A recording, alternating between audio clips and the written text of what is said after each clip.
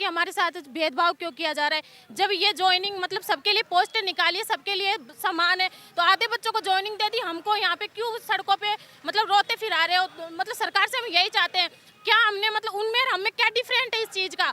जब मतलब अतिरिक्त विषय 3 साल की हम मतलब 3 साल स्नातक स्तर पर 3 विषय चुनने होते हैं, सरकार ने यही नियम निकाला और ये सही भी निकाला था। हम किसी कारणवश नहीं ले पाए, उस टाइम हमारे कॉलेजों में नहीं थे, हम नॉन कॉलेज गए थे, नहीं जा पाते थे, हम गाँव में से थे। तो तुम एक अतिरिक्त विषय मतलब चतुर्थ विषय के रूप में चयन करके तुम उससे मतलब बीएड कर सकते हो, उससे मतलब तुम कंपटीशन की तैयारी कर सकते हो, और हमने वही किया है।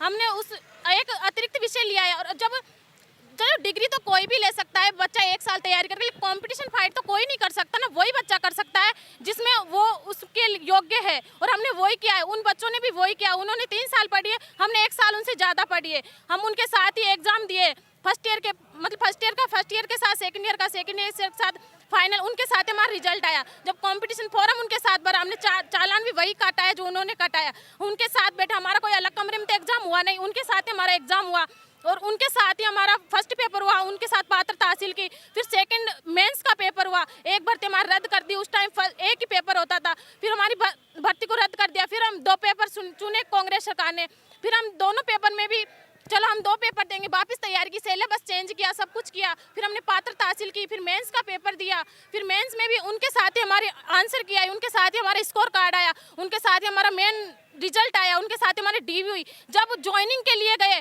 तो उनको तो ज्वाइनिंग दे दी और हमको बाहर कर दिया। क्यों कर दिया सरकार ने?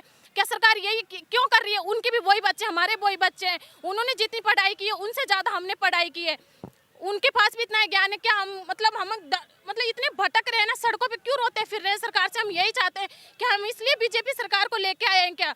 हम एक मंत्री ऐसा नहीं है जिसके पास गए नहीं। आज जब चुनाव आते हैं मंत्रियों के, जब तो हमारे बीच में ऐसे बैठ जाते हैं ना, मतलब आम जनता बन के, और जब वो मंत्री बन जाते हैं तो ऐसे बन जाते हैं जिसको हम उनके मतलब वो हो गया, हम भीख मांगते फिर रहे हैं। और विशेष संदेश किरोड़ी लाल जी को, मैं उनके विधानसभा क्षेत्र से हूँ, क्यों नहीं सुनते वो? जब वो गए थे, कल परसों गए थे हमारे गांव में, 3-4 दिन गली मोहल्लों के बारे में पूछ के, अब की बार जाना तुम सवाई माधोपुर, वो यही पूछेंगे मेरी मम्मी पापा की मेरी बेटी वहाँ पे क्यों बैठी है, हमारे के बच्चे नहीं है जो हम इतना वो करते हैं, हमें से भटक रहे। मेरे 5 साल का बच्चा हो गया, 6 महीने का कुछ छोटा मैंने, जब उसको ये दिलासा दे के मैंने पढ़ाई की, बेटा मेरी जॉब लगेगी तब ले चलूंगी, अब पूछता है जॉब लगी तो क्यों नहीं लेके जा रही? क्या बोले, कैसे बोले? हमको बीजेपी सरकार नौकरी नहीं दे रही, हमको जो जॉब जरूर दे। हम क्या भटक रहे? हमने पढ़ाई की, हम भूल गए हमको क्या ज्ञान ग्रहण किया था। हम क्या बच्चों के स्कूल में जाके ये सिखाएंगे कि धरना कैसे दिया जाता है? हम यहाँ भटक रहे हैं क्यों? कोई देश उन्नति कोई नहीं कर रहा, क्या उन्नति कर रहा है देश? हम जब यहाँ पे बैठे हैं तो हमारी जरूर आवाज, हमें कोई पूछता नहीं है कि तुम कहाँ रोते फिर रहे हो। जब मंत्रियों के पास जाते हैं तो किरोड़ी लाल जी के पास गए, आज अपॉइंटमेंट लेनी पड़ती है, हम फिर रहे रोते फिर रहे कि हम किससे मिले जाके। हमारे माँ बाप अनपढ़ है, वो नहीं जानते किस चीज़ को, वो यही पूछते हैं जाके किरोड़ी बाबा से क्यों नहीं मिलते। हमने सफल वो दिया, ज्ञापन ले लिया, रख दिया, क्यों ऐसा क्यों कर रहा है? आप की बार सवाई माधोपुर जाएंगे ना तो हमारे मम्मी पापा उनसे यही पूछेंगे कि क्यों ज्वाइन है हमारी बेटी, हम वहाँ क्यों बैठी है।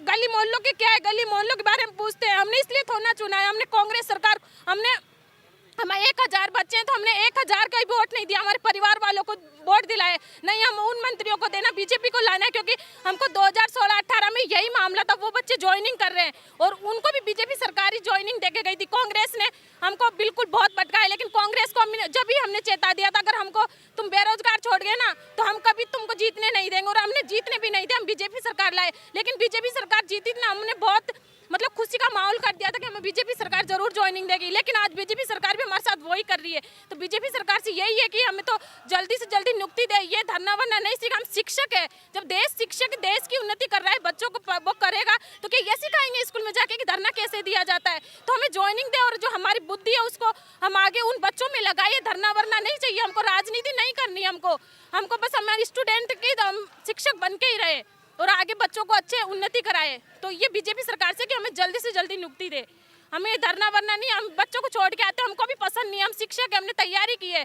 ये रोज हमें ड्रामा करना नहीं अच्छा नहीं लगता सर, ये जो कि हम सड़कों पे रोते फिर रहे हैं, भीख मांग रहे हैं जैसे लग रहा है हमको। हमने तैयारी की है, रात दिन एक किया है हमने, बच्चे को छोड़ा, परिवार को छोड़ा, सब ऐसे ही है। वो टीएसपी क्षेत्र के बच्चे बैठे, उनके क्या बच्चे नहीं है सर, सब के बच्चे हैं। लेकिन बीजेपी सरकार से कि हमको जल्दी से जल्दी न्याय दे। हम